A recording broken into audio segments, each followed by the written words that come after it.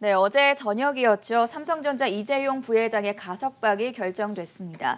향후 경영 활동에는 많은 제약이 예상되고 있기는 하지만 이번 가석방 결정으로 인해서 삼성전자가 당면했던 급한 불은 끌 수 있을 것으로 보이는데요. 오늘은 이 문제에 대한 진단 함께 들어보도록 하겠습니다. 한국경제신문의 한상준 논설위원 나오셨습니다. 안녕하십니까? 네, 안녕하십니까.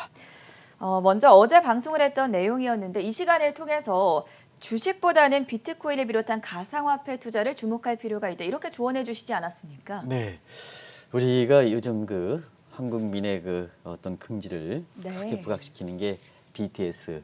그렇죠. 아마 한중가 이렇게 방탄소년단이요. 쉬었지만 빌보드 차트 9주 연속인가 한 차례 쉬었죠. 그래서 네, 이렇게 되는데요.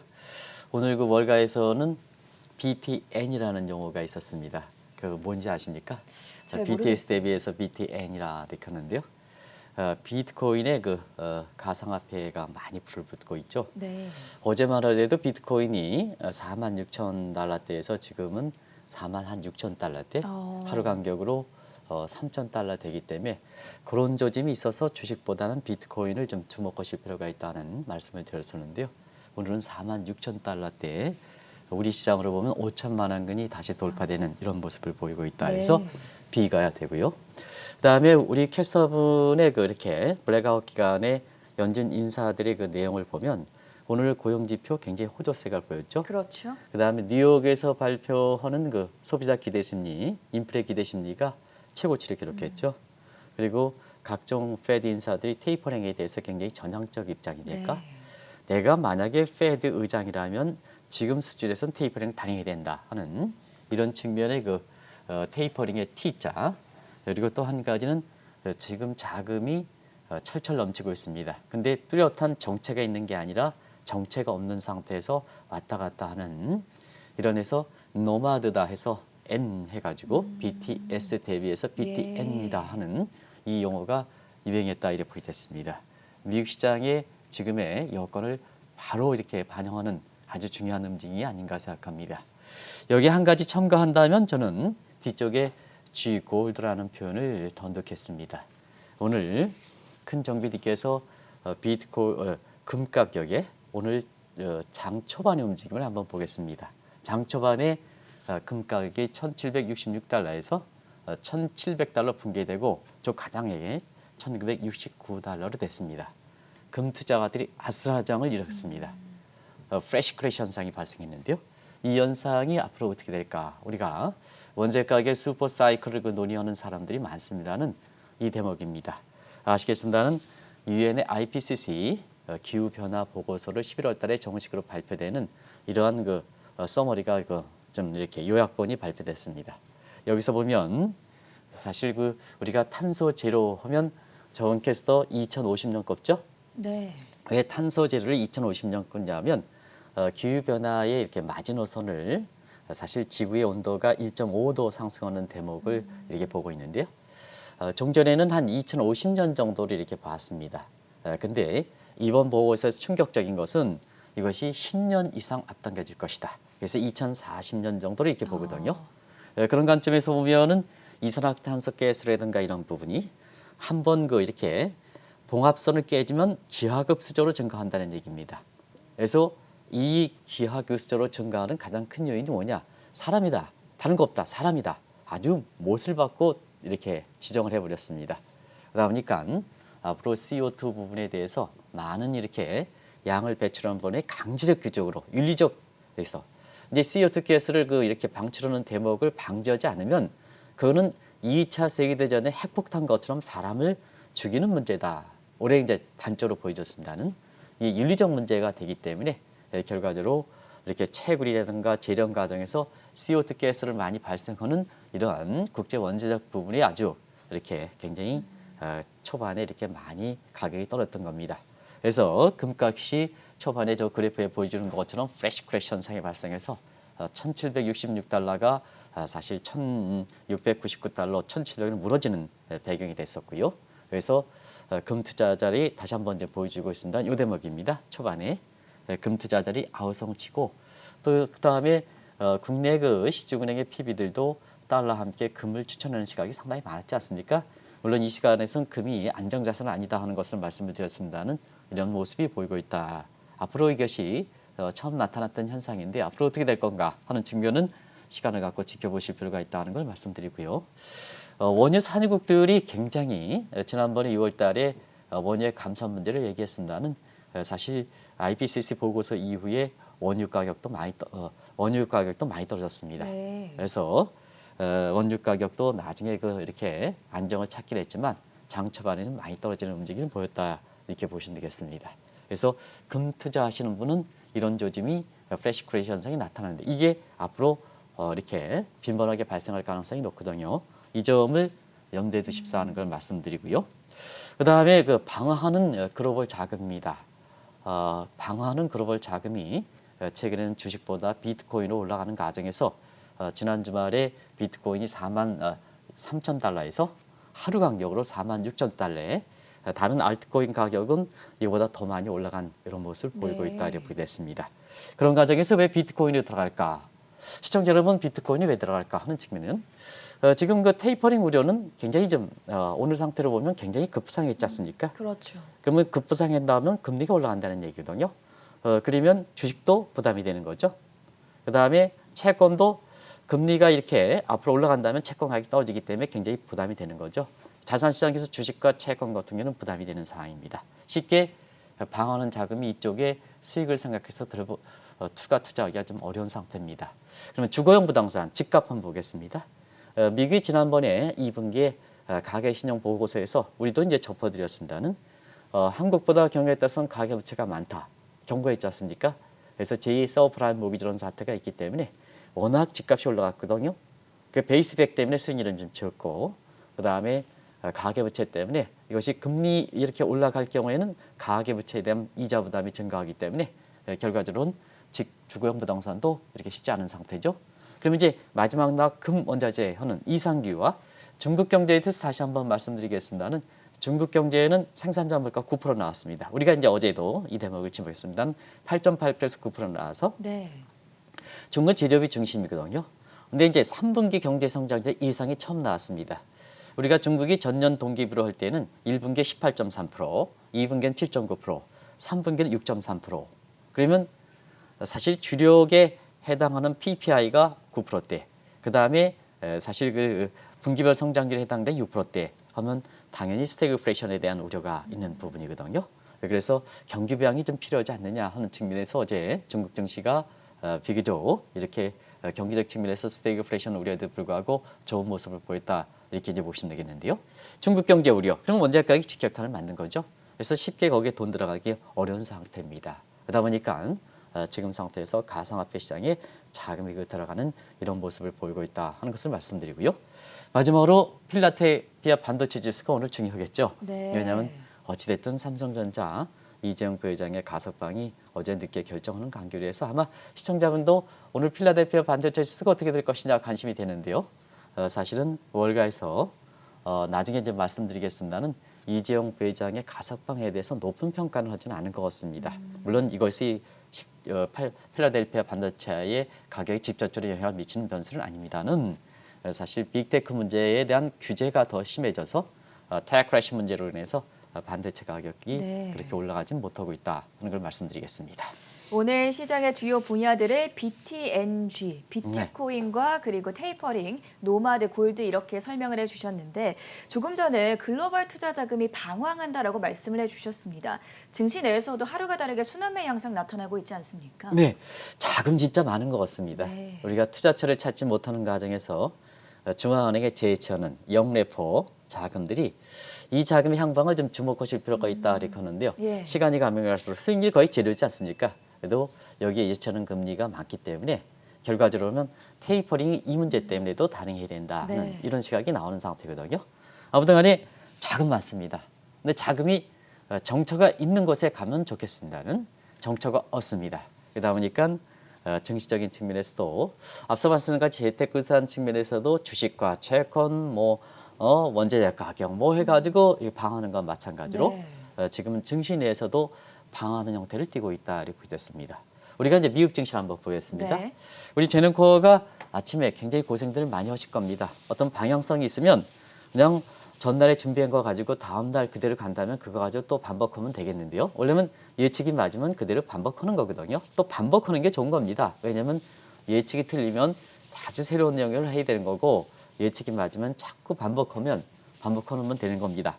그런 측면에서 최근에 이 전 앵커라든가 우리 캐스터분이 굉장히 고생하는 것은 하루가 다르게 미 증시에서 보면 다우가 올랐다가 나스닥이 떨어졌다가 그렇죠. 다음에는 나스닥이 올랐다 다음에는 또 다우가 떨어졌다가 네. 이렇게 해서 하루가 걸러 다우와 나스닥 지수가 사실 반복되기 때문에 지금 미국에서 이렇게 보면 다우와 나스닥 가지고 증시를 해석하면 안 됩니다. 왜냐 하루가 다르게 변하기 때문에 그래서 미국의 증시를 해설하는 사람은 다우와 나스닥에 이렇게 장단점을 다 포함되고 있는 S&P 지수 가지고 방송을 해설해야 네. 어느 정도 미국 증시를 맞을 수 있다 하는 측면에서 우리가 하루가 다르게 다루는 다우와 나스닥에 의미를 부여하면 상당히 미국 증시를 잘못 읽을 수 있다 하는 것을 말씀드리겠습니다. 그만큼 사실 지금은 하루가 다르게 추세가 일정 부분 추세가 이틀, 3일까지도 지속되지 않는다는 얘기입니다. 그러면 이제 국내 증시를 한번 보겠습니다. 국내 증시 보면 지난주에는 전기차, 그 이전에는 2차 전지, 전기차, 전자주, 삼성전자 이번 주 들어서는 미국의 그 국채 금리가 다시 정상을 찾기 때문에 미국도 금융주 오늘도 아마 테마별로 보면 테이퍼링 우려가 됐기 때문에 S&P 500을 보면 아마 금융주가 어제도 일방적으로 올라서 국내 증시에서 금융주가 많이 올랐습니다는 오늘도 금융주가 아마 많이 올라갔을 겁니다. 예. 제가 확인하지 못했는데요. 한번 보겠습니다. 이렇게 해서 S&P 500 지수는 금융주가 꽤 많이 이게 올라갔죠. 그렇죠. 이런 모습이 이제 보는 겁니다. 그래서 우리도 이렇게 2차 전지, 전기차, 전기전자, 그 다음에 최근에는 금융주 것처럼 이렇게 순환매 양상을 보이고 있다 이렇게 보이겠습니다. 그래서 한미 증시 간에 이렇게 지수별로 종목별로 순환매 양상을 소위 두더지 양상이다. 두더지가 양상이다. 근데 지금은 장마절 져가지고 이렇게 해서 이렇게 땅이 좀 이렇게 사실 굳지 않았습니다. 그래서 뭐 두더지가 파더라도 아주 두더지 모습이 파는 것이 아니 눈에 띄게 확 띄거든요. 그런 모습이 지금이다. 지금 미국과 한국만 그러느냐, 중국과 유럽도 똑같은 양상이다 하는 걸 말씀드리겠습니다. 그러다 보니까 아마 개인 투자, 종목 투자하시는 분들이 어려움을 호소하는 거죠. 개인의 입장에서는 데이 트레이딩 하기가 굉장히 좀 어렵습니다. 아무리 종목 투자이 발빠르게 교체한다 하더라도 하루가 변하는 이런 순환매 양상에서는 기간보다 적응하기가 상당히 좀 어려운 겁니다. 그래서 지금 순환매 양상을 띄니까 종목 추천하는 사람은 바쁘긴 하죠. 바쁘긴 합니다. 유튜브라든가 요란을 합니다. 그런데 그런 대로 쫓아가서 이렇게 하면 이거 오늘은 빨간 종목이 오는데 다음은 떨어지고 다는 거니까 수익률은 그렇게 높지 않습니다. 그래서 요즘 표현은 요란하고 바쁜 아주 그냥 종목 추천하는 사람이 하지만 그게 실제로 고객 입장, 투자자 입장에서는 실제 수익률이 좋지 않은 상황이다. 이런 것을 굉장히 호소한다 이렇게 됐습니다. 그래서 한국경제TV를 통해서는 올해서 매매, 종목 투자, 현금 보유 30% 이상, 테마별로 금융상품이라든가 하는 게 포트폴리오가 중요하다. 네. 포트폴리오가 중요하다 하는 것을 말씀드렸는데요. 최근에 보면 중국 전기차 수익률이 굉장히 높습니다. 아마 이것이 반도체 굴기와 함께 지금 전기차가 아주 미국과 중국이 집중 육성하는 것, 특히 중국이 사실 그 집중 육성하는 과정에서 전기차 ETF라든가 이런 것이 수익률이 아주 좋은 그리고 있으신 분들이 종목 투자하지 않고 지금은 ETF 쪽으로 전부 몰려가고 있습니다. 아마 이게 그 작년 10월서부터 BBI ETF서부터 글로벌 테마색 ETF라든가 중국 전기차 ETF라든가 이런 것을 아주 집중적으로 이렇게 시청자 여러분한테 개별 종목보다는 권유하고 있는데요. 실제 성과는 좋습니다. 그리고 스트레스도 비교적 이게 순환매 양상을 보는 것을 포함시켜서 할 수 있기 때문에 굉장히 장점을 좀 많이 해서 이제는 언론지상에서 본 ETF가 자금이 몰려간다는 네. 제목을 많이 들으셨을 겁니다. 이런 거를 한국경제TV가 작년부터 10월부터 계속해서 선도적으로 이렇게 주도해서 상대적으로 개별 종목보다 스트레스 적고 그 다음에 하루 간격을 쫓아가야 되지 않습니까? 하루 간격을 쫓아가는 이런 모습인데요. 그래서 이렇게 스트레스 적고 상대적으로 높은 수익을 기록하는 이런 모습이 사실 우리뿐만 아니라 전 세계적 모습이다. 네. 이렇게 보시면 되겠습니다. 최근에 워낙 하루 걸러서 올랐다 내렸다는 핑퐁 장세가 연출이 되다 보니까 다우지수나 나스닥 지수보다는 미국의 대표 500개 기업들이 묶여있는 S&P 500 기업 중심으로 이 지수를 중심으로 살펴보자라고 조언을 해주셨습니다. 어제 저녁이었죠. 삼성전자를 보유하고 있는 동학개미들에게는 낭보가 전해지지 않았습니까? 네, 낭보죠. 예, 사실 동학개미 입장에서는 네. 여러 가지로 돌파를 찾지 못하는 과정에서 삼성전자를 많이 보고 있지 않습니까? 그렇죠. 어찌됐든 낭보다 이렇게 보시면 되겠습니다. 사실은 한국경제TV 입장에서는 그동안 아마 어떤 방송보다도 최선책은 3회입니다. 예. 경영을 진짜 해주려면 그러게 해야지 뭐를 이렇게 하면 안 된다 하는 측면에서 많은 분들의 저항이 있으셨습니다. 또 많은 분이 충분히 이해하십니다. 그것까지 도의적 책임까지 면하진 않는다 하는 것을 꼭 좀 말씀드렸습니다. 법 앞에는 평등해야 됩니다. 그런 걸 희석하는 건 아닙니다. 그러나 국가의 경제라든가 그다음에 이런 측면에서 비상사태이기 때문에 우리가 그런 책임을 나중에 물더라도 몫으로 지금은 우선순위가 뭐다는 측면에서 아마 이재용 부회장의 최선책은 사면 아니면 가석방을 요구를 해왔던 겁니다. 근데 사실상 어제 저녁 때 이재용 부회장의 가석방이 마라톤 회의 끝에 이렇게 결정이 됐죠. 그런 측면에서 사실 최선책은 아니다 하더라도 그나마 다행이다 하는 이런 시각을 지금 이렇게 그동안 많은 사면과 가석방을 요구하는 입장에서 시청자 여러분한테 나름대로 평가를 좀 해드리고 싶고요. 네. 그다음에 우리 경제계에서도 이 대목에서 일제히 환영하는 분위기입니다. 물론 사면이 경영 활동상에서 보면은 사실 제약 요건이 없기 때문에 추가적으로 사면을 요구하는 그 분위기입니다는 전체적으로 우리 경제계 입장에서는 환영하는 분위기다 이렇게 보겠습니다. 그럼 이제 해외 언론을 좀 비교하겠습니다. 해외 언론은 삼성전자 외국인이 지금 최근에 주가 모습을 많이 주도했지 않습니까? 그런 측면에서 이 문제가 반도체 굵기와 관련돼 있고 반도체 중심이 삼성전자에 있기 때문에 또 한국도 있기 때문에 AP라든가 로이터라든가 AF 이런 통신사들을 중심으로 해서 신속하게 보도가 하는데요.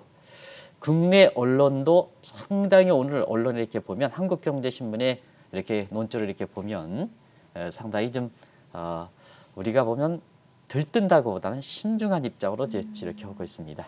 그런데 외국의 언론은 한국의 국내 언론보다도 더 뉘앙스가 좀 사실 좀 이렇게 좀 굉장히 냉정한 평가를 하고 있다 이렇게 보겠습니다.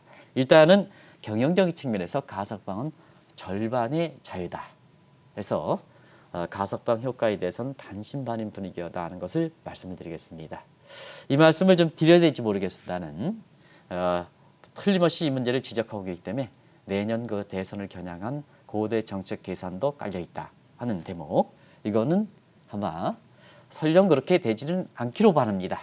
그런데 이런 그 평가도 있다는 것을 우리 여당이라든가 이런 측면에 이렇게 외국에서 지적하기 때문에 우리 경제의 깨끗한 투명성이라든가 이런 것은 정경분리라는 이런 측면에서 이렇게 보면은 한 번 정도는 좀 지적할 대목이 한국경제TV 같은 언론의 역할이 아닌가 생각합니다. 그런 측면에서 한번 제시했습니다.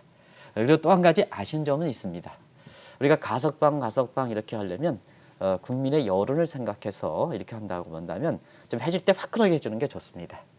근데 사면보다 가석방을 선택하는 게 절반의 자유라는 표현을 쓰고요. 그다음에 누가 이걸 발표하느냐가 중요합니다. 왜냐하면 가석방되면 해외 나갈 때도 일일이 허가를 받아야 되거든요. 그런 측면에서는 정책으로 여지가 그때마다 여지가 필요한 대목인데요. 사실 이번에 발표는 좀 저도 의외했습니다. 법무부 장관이 발표했거든요. 좀 이 모습을 문재인 대통령이 발표했더라면 하는 측면에서 해외 언론들은 문재인 대통령이 발표했더라면 왜냐하면 대통령은 통치 영역을 갖고 있거든요. 비상사항에서 실정범사하게 정해지지 않는 내용을 고도의 정치적 판단으로 할 수가 있는 여유가 있습니다. 그런데 법무부 장관은 법을 다스리는 분입니다. 그렇기 때문에 실정법 내용을 더 중시합니다. 법 앞에 평등합니다. 하는 측면에서 해외에서는 이런 부분까지 세심하게 평가를 하는 대목이다. 그래서 같은 이재용 부회장의 가석방 문제에 대해서 국내 언론도 신중하게 다루는 게 있습니다는 전체로 국내 언론보다는 해외 언론이 아주 신중하고 냉정하고 굉장히 조목조목 평가하는 대목도 굉장히 눈에 띈다 하는 것을 말씀드리겠습니다. 외국인 향방과 관련해서 굉장히 중요하기 때문에 이 부분을 좀 자세하게 말씀드렸습니다.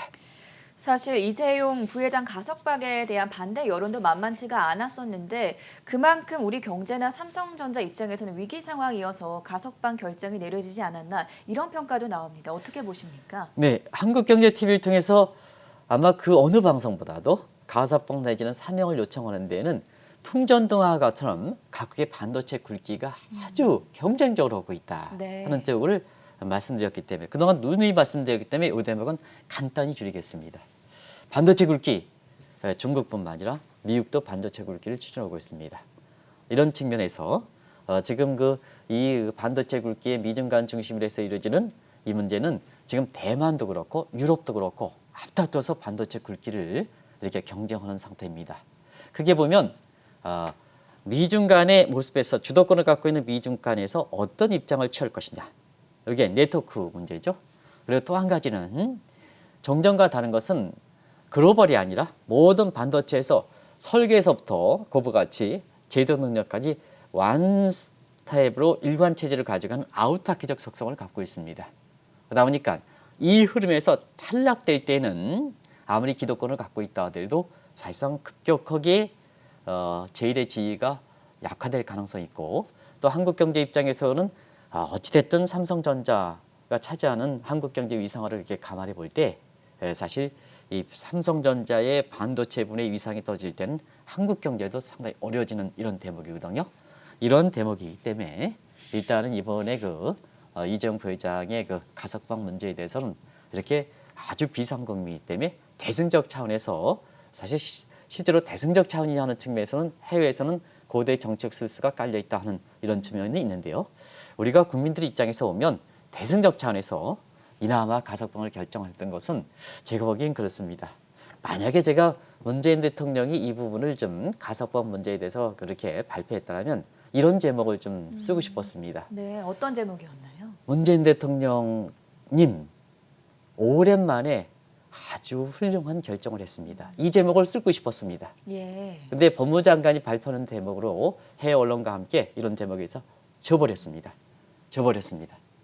그래서 뭐든지 가석방 특별 이렇게 조치이기 때문에 해당되기 때문에 지금 이렇게 어떤 순수한 목적대로 어떤 거 관계없이 사실상 이것을 좀 화끈하게 해줬으면 지금 상태에서 우리 국민들에 대해서 이 스트레스라든가 뭔가 이런 측면이 또 경제적인 측면에서는 좀 이렇게 풀 수 있는 계기가 될 수 있지 않았냐 하는 이런 생각이 듭니다. 물론 반드시 말씀드리자면 지금 비상국면에서 이재용 부회장의 가석방 문제에 대해서 이렇게 현진하는 도의적 책임 문제는 면하다는 거 아닙니다. 삼성전자라든가 뭔가 이런 측면에서 좀 안정을 찾으면 이 문제는 반드시 어떤 형태로든 국민이든 국민 해당자이든 물어야 하는 측면에서 조금 이따 말씀드리겠습니다. 이번 결정으로 인해서 이재용 부회장이 오는 금요일이죠. 13일에 가석방이 됩니다. 당장 결정해야 할 사안들이 많죠. 네, 이재용 부회장의 이렇게 가석방 이게 되고 나서 시청자분한테 두 가지 사항을 좀 여쭙겠습니다. 네. 지금 코로나라든가 또 특히 주식 투자하는 상태에서 순환매에서 매일 다르기 때문에 숨가쁘게 전개되기 때문에 사실 주식자 입장에선 가석방, 해방이지 않습니까? 해방, 이런 풀린다 하는 측면에서 13일 날 풀리지만 좀 이렇게 여유를 찾으셔가지고 지금 하늘이 어떻게 전개되는가 하는 걸 좀 보시기 바랍니다. 오늘 하늘이 가을하는 것처럼 좀 이렇게 네. 아주 좋습니다. 그래서 조금 좀 여유를 찾으십사 하는 말씀을 드리고요. 예. 월가에서 보면 13일 날 이재용 부회장이 이렇게 풀리면 아무래도 이렇게 투자자 입장처럼 가을 하늘을 이렇게 볼 수 있는 여유는 없지 않겠느냐. 그런 측면에서 사실 바로 이렇게 삼성전자 본사 건물로 이렇게 뛰어가지 않을까 이런 쪽의 얘기도 나오고 있습니다. 그만큼 지금은 앞서 말씀드린 것처럼 비상대국이고 지금은 시간을 놓치면 삼성전자 위상이 더 떨어집니다. 왜 그럴까? 한 측면에서는 오너의 역할이 굉장히 중시되는 때가 됐습니다. 이 대목은 좀 시청자분한테 좀 여쭤보겠습니다. 왜 그랬겠습니까? 하는 지금은 세계가 디지털 컨택 문제로 인해서 하나의 세계, 하나의 경제, 하나의 시장입니다. 지금 보면 세계가 국가가 정치적 군사적 측면에서 국가가 200개 이상으로 구성됩니다는 경제적 측면에서는 전 세계 레벨 플레이잉 필드 하나의 평평한 운동장이기 때문에 세계가 하나의 국가입니다. 세계 하나의 국가입니다. 그리고 각국들은 전부 스테이트입니다. 그래서 United States of World 이렇게 해서 United States of America가 아니라 United States of World 해서 국가는 스테이트에 해당됩니다.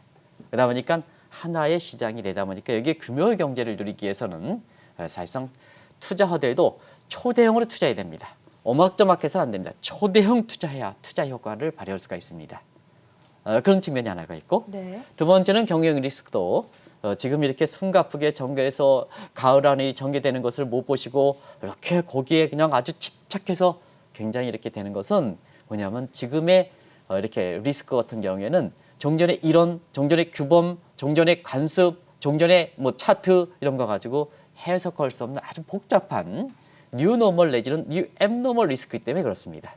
그러면 시청자 여러분, 자 전문 경영이 좋을까? 오너가 좋을까?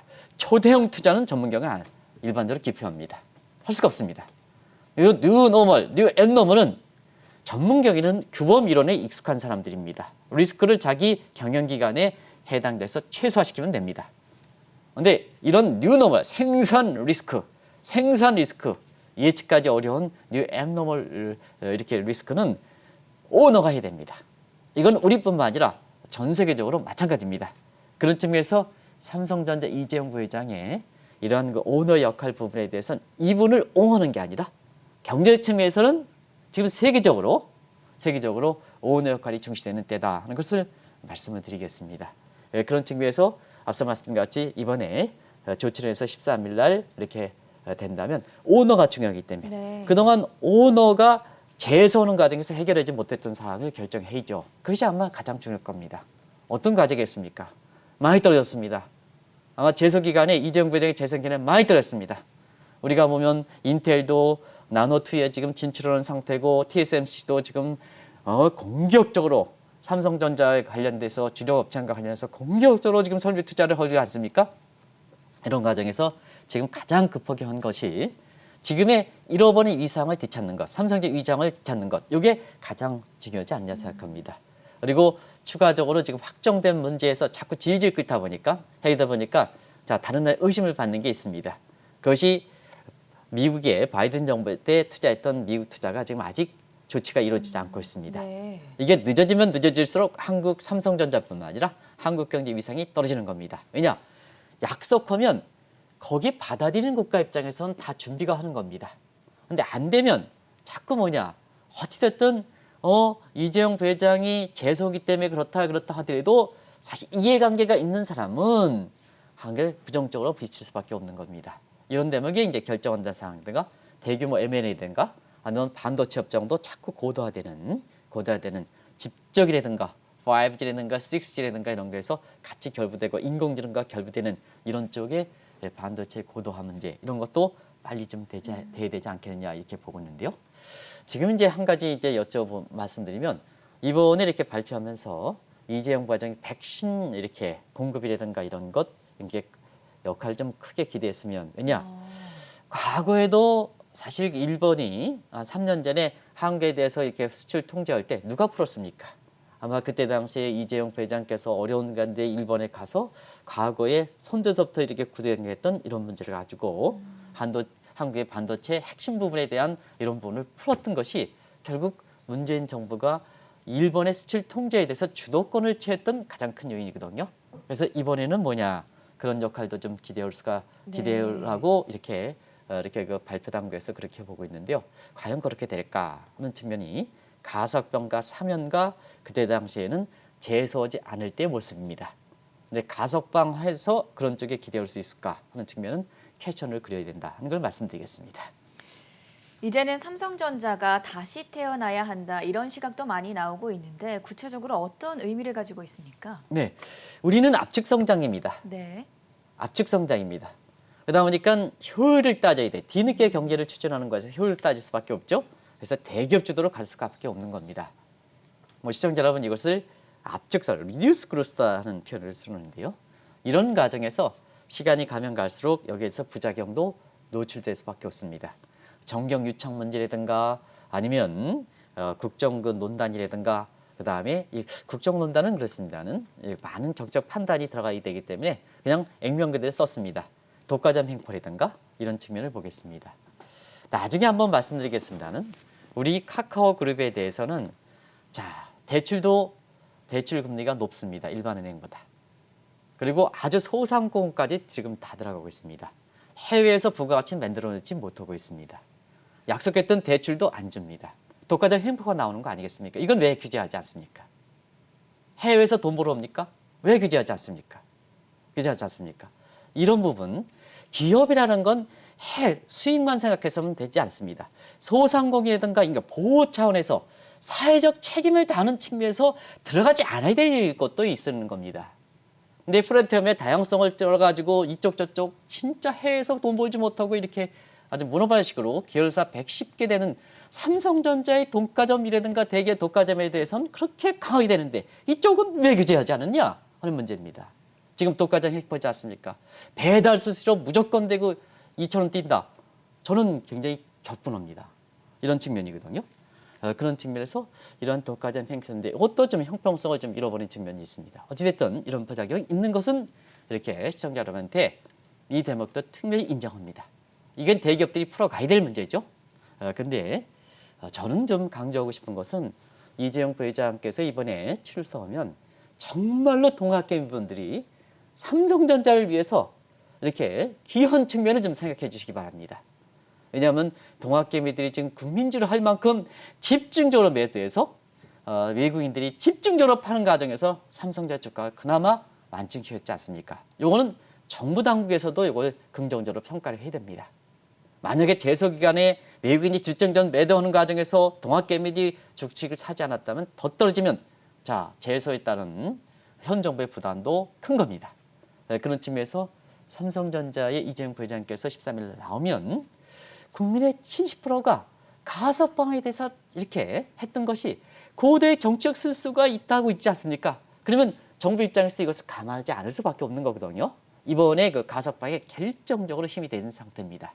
그래서 이번에 이렇게 가석방돼서 경활동상의 상당 부분은 이렇게 제약이 된다 하더라도 다시 한번 삼성전자가 제2의 창업한다는 정신으로 근데 어디에 초점되느냐?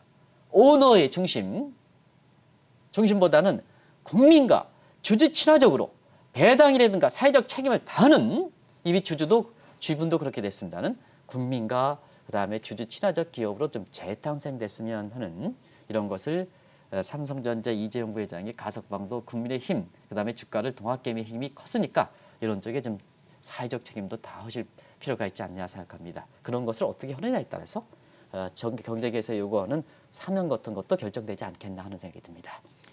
이번 이 부회장의 가석방 결정으로 우리 경제에 대한 해외 시각 그리고 우리의 간판 기업들에 대한 신용 등급에는 어떤 영향을 미칠 것으로 보십니까? 삼성전자의 상징성이죠. 그리고 해외 평가는 이렇게 외국인들은 국가를 사고 파는 거다 이런 걸 누차 말씀드렸지 않습니까? 네. 그래서 한국 경제 국가의 간판기는 삼성전자 이재용 부회장의 가석방 문제 이런 문제는 사실 우리나라의 간판 기업들의 국가 신용등급, 간판 기업들의 신용등급에도 상당히 어떤 영향을 미칠 것인가. 이거 언론에서 지적하는 시각이 없는데요. 국내 언론에서는 이 대목도 한번 보겠습니다. 개인적으로 3대 평가기관에 삼성전자 이재용 부회장의 가석방 이후에 이렇게 통화를 해서 이렇게 대목인데요. 여기에 있어서는 사실상 앞서 말씀드린 가석방이 많은 경제활동에 제약이 된다. 실제로 어떻게 이것을 대기업들이 갖고 있는 투명성이라든가 이런 측면에 얼마큼 해소시켜 나갈 것인가. 네. 사실 투명성이라든가 지배구조 문제 이런 문제에 있어서는 지배구조, 오너가 있어야 되지 않습니까? 이런 측면에서 지배구조라든가 이런 측면에서는 상당 부분 좀 한계를 좀 보이고 있습니다. 시간이 좀 많으면 시청자 여러분께 그 논의했던 내용 상세하게 했는데요. 언제 한번 좀 이 대목에서 시간을 갖고 좀 말씀드리겠습니다. 어쨌든 가석방은 절반의 자유이기 때문에 얼만큼 보여주느냐. 자, 삼성전자가 지배구조라든가 이런 측면에서 그다음에 투명성이라든가 얼만큼 보여주느냐에 따라서 실제 성과에 따라서 판단하겠다는 입장이다. 그런 문제를 말씀드리겠습니다. 이것도 외국인들이 우리나라의 국내 주식과 관련해서 굉장히 중요한 대목이지 않느냐. 어차피 벤치마크 지수에서 장기적 투자에서는 국가 신용등급, 그다음에 개별 기업의 신용등급이고 우리가 지금 단기적인 포트폴리오 입장에서는 벤치마크인데요. 사실 MSCI 지수에 이렇게 우리가 올해 그 정례 평가를 보면 선진국 예비병원에서 벗어나지 못한 점을 감안하고 그 벗어나지 못한 개별적 요소들이 실제 성과를 요하는 대목이기 때문에 이번에 이렇게 절반의 자유를 통해서 한국 간판 기업들의 전체적으로 신용 등급이 이렇게 개선되는 이런 것은 상당 부분 제한되지 않겠나 하는 생각이 듭니다. 국내 증시 측면에서는 외국인 움직임이 가장 중요하지 않을까 싶은데 이번 가석방 결정 이후에 외국인 움직임은 어떻게 예측하십니까? 네, 사실 그 삼성전자 이재용 부회장의 이렇게 길게 보면 네. 이렇게 재소 문제로 인해서 삼성전자 주가가 좀 많이 안 좋았죠. 작년부터 외국인들이 그 집중적으로 매도했고 올해 들어서도 아마 외국인 매도분의 한 90% 이상을 삼성전자를 집중 매도하는 과정에서 상당히 좀 주가가 안 좋았고 한때는 우리가 누차에 말씀드린 78,400원 여기 밑으로 그 붕괴되는 게 아니냐 하는 측면에서 동학개미부들이 그동안 많이 기다렸습니다는 또 그동안 유튜브라든가 이런 상황에서 줍줍 뭐 이렇게 심의환전자 이렇게 하는 과정에서 손실을 감안했을 때 됐습니다는 사실은 최근에 보면 좀 인내력에 한계가 있는 것 같습니다. 왜냐하면 삼성전자 주가가 8만 원, 8만 2천 원 정도 지난주에 외국인들이 이렇게 매수하는 가치가 올라가니까 네. 이게 동학개미들이 이렇게 처분하고 있죠. 그래서 다른 투자 관점은 다른 쪽에 수익이 나기 때문에 이런 판단은 이렇게 그 자연스러운 결과다 이렇게 볼 때 있습니다. 그리고 고집하는 분이 있습니다. 이게 이제 삼성전자가 올해 연초에 9만 6천 원 가서 지금 7만 8천 원 400원 하더라도 손실이 200% 이미 나 있는데도 불구하고 굉장히 저가매수 벌가매수 내가 예상한 대로 간다는데 지금은 손실이 발생하고 있는데 네. 그런 예상은 예상이 아닙니다. 그런 쪽을 하는데요. 실제로 그렇습니다. 그런 측면에서 외국인이 삼성전자의 주가 움직임을 결정하는 데 큰 역할을 하고 있는데요. 지금 해외에서 이렇게 언론에서 보면 좀 다소 신중한 평가를 하고 있다.